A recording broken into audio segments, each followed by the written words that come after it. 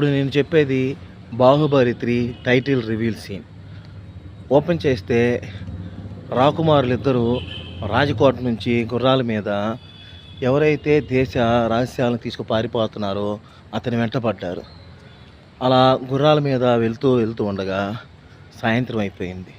చిన్నగా చీకట్లు అలుముకుంటున్నప్పుడు వాళ్ళు ఒక చెట్టు దగ్గర ఆగారు.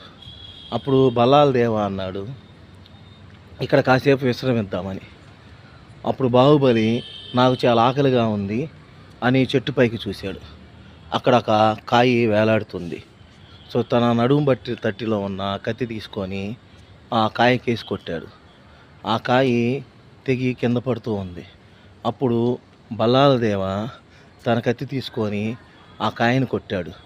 ఆ కాయ 2 ముక్కలయ్యి చిరకరి చేతిలో పడింది. అప్పుడు బల్లాల దేవ అన్నాడు, నాకు సగభాగం ఉంది అని అన్నాడు.